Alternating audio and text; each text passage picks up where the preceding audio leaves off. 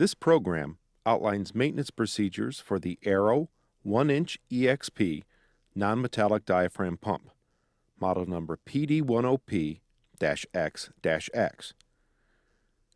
When repairing an ARO 1-inch EXP diaphragm pump, always use genuine ARO service kits. To repair the air section of the pump, use kit number 637397. To repair the fluid section of the pump, use kit number 637396-X. Tools needed to repair this pump include a 10 mm wrench or socket, a 1/2 inch wrench or socket, a 1 1/4 inch wrench or socket, a 5 mm Allen wrench, a small flathead screwdriver, an O-ring pick, a torque wrench measuring inch-pounds, torque wrench measuring foot-pounds. An impact wrench can ease the teardown process. Prior to repairing the pump, make sure it has been flushed. Review the material safety data sheet for the fluid in the pump to determine what safety equipment or apparel may be needed when repairing the unit. Use a 1/2 inch socket to remove the 8 screws that hold the outlet manifold in place. Lift the manifold, then remove the ball check, seat, and 2 O-rings. Be careful not to damage the sealing point of the seat. Rotate the pump so that the lower manifold can be reached. Use the 1/2 inch socket to remove the lower inlet manifold. Pull the O-rings, seats, and ball checks from the fluid caps. Use the 1/2 inch socket to remove screws and flange nuts that secure the fluid caps. Separate the fluid caps from the center body. This will expose the diaphragms. Use the 1 1/4 inch socket to loosen the diaphragm washer.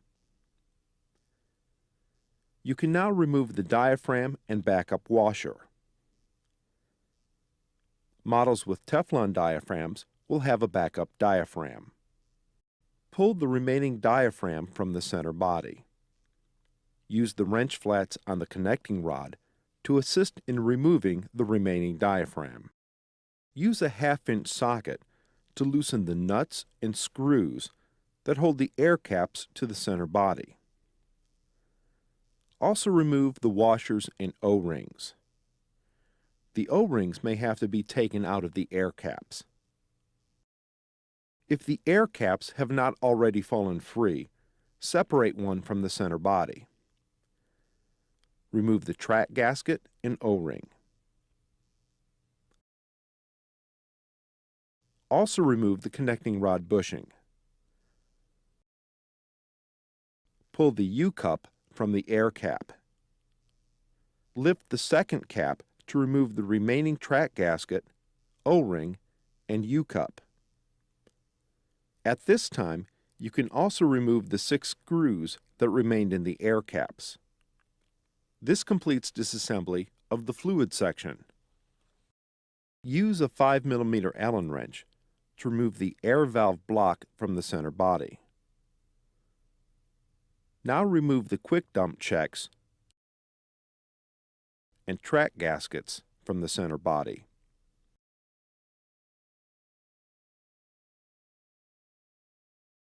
The adapter plate is spring-loaded in the valve block.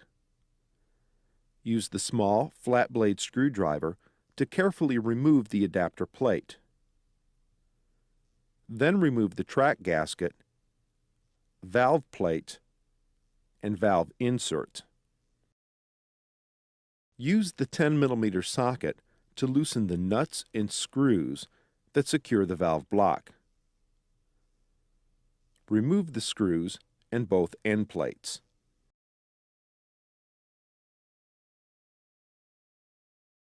Pull the end cap from the valve block. Remove the gasket. Gently tap the valve block on the workbench to dislodge the spool. Remove the U-cups from each end of the spool.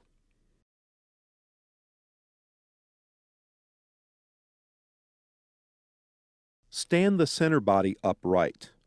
With the motor facing you, gently tap the right actuator pin to remove the opposing actuator pin assembly and the pilot piston. Use a socket extension to push out the remaining actuator pin assembly.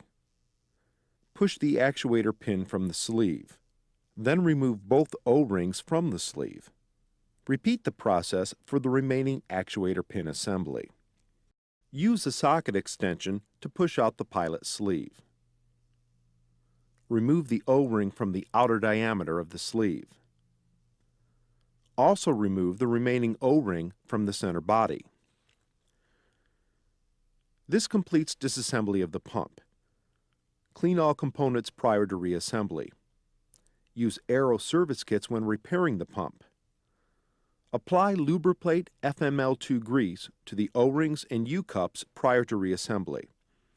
A packet of grease is supplied in both service kits. Install new U-cups on the spool. Make sure the lips of both U-cups face toward the center of the spool. Lubricate the spool assembly and the internal diameter of the valve block. Slide the large end of the spool into the valve block, being careful not to damage the U-cups. Place a new gasket on the end cap.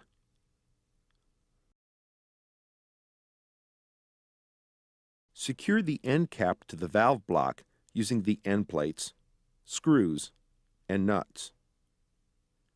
Use a 10 mm wrench to tighten the nuts. Torque to 35 to 40 inch-pounds or 4 to 4.5 Newton-meters. Lubricate the ceramic valve insert and install it into the valve block. Make sure the concave of the insert faces out. The radius of the concave should be parallel to the spool. Now lubricate and install the ceramic valve plate over the insert. Make sure the plate lies flat. Polished side should face the insert. Place a new gasket onto the adapter plate. Position the adapter plate over the valve block. Make sure the opened end of the track gasket seat faces down. Then snap it into place. Carefully install new quick dump checks into the center body. Install the two track gaskets.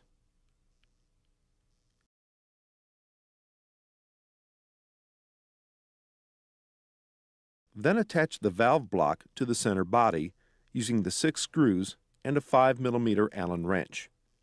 Torque to 35 to 40 inch-pounds or 4 to 4.5 Newton-meters. Place a new lubricated O-ring into the center body. Install a new O-ring on the outer diameter of the pilot sleeve. Insert the sleeve into the center body. Be careful not to cut one of the O-rings during this step. Lubricate the new pilot piston and insert it into the sleeve. Insert the pilot actuator pin into the sleeve. Install new O-rings on the actuator pin and sleeve. Insert into the center body.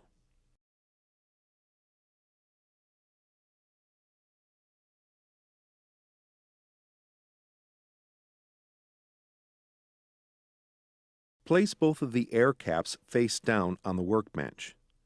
Install new U-cups into the air caps, making sure the lips of the U-cup face down. Install new O-rings and a track gasket onto one side of the center body. Using lubricant helps keep these parts in place. Install 3 screws into the front or air motor side of the air cap. Set the center body on the corresponding air cap, making sure the O-ring and track gasket remain in place. Put the next set of O-rings and track gasket in place on the center body. Install the connecting rod bushing. Install 3 screws into the front or air motor side of the second air cap. Carefully place the second air cap onto the center body.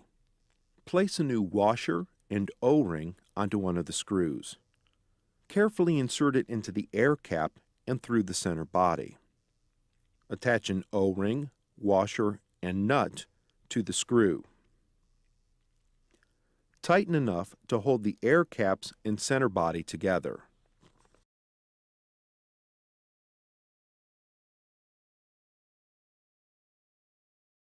Then attach the remaining O-rings and washers. Apply Loctite 242 to the screw threads before attaching the nuts. Using the 1/2-inch socket, torque to 11 to 14 foot-pounds or 14.9 to 19 Newton-meters. Slide one of the diaphragms over the threaded end of the diaphragm washer, followed by the backup washer. Make sure the chamfer side of the washer faces the diaphragm. Apply Loctite 271 to the threads and attach the connecting rod to this assembly. Note that pumps with Teflon diaphragms feature a second backup diaphragm. Lubricate the connecting rod before inserting it into the center body. Be careful not to damage the U-cup in this process. Apply Loctite 271 to the second diaphragm assembly and attach to the connecting rod. To keep Teflon diaphragms in place, it helps to insert a pair of bolts through the air cap and diaphragm. Use the 1 1/4-inch socket to torque the diaphragm washers to 25 to 30 foot-pounds or 33.9 to 40.7 Newton-meters. Attach both fluid caps to the center body using the screws and flange nuts. With the 1/2-inch socket, torque each to 10 to 12 foot-pounds or 13.6 to 16.3 Newton-meters. Follow the torque sequence in the operator's manual when attaching the caps. Place the ball checks, seats, and O-rings in the fluid caps.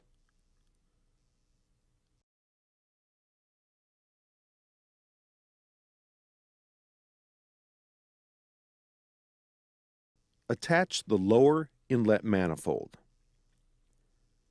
Use the 1/2-inch socket to torque these screws to 10 to 12 foot-pounds or 13.6 to 16.3 Newton-meters. Stand the pump upright.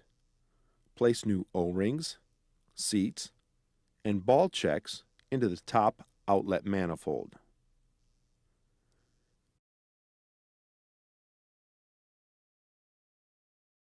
Carefully align the manifold and secure with the screws.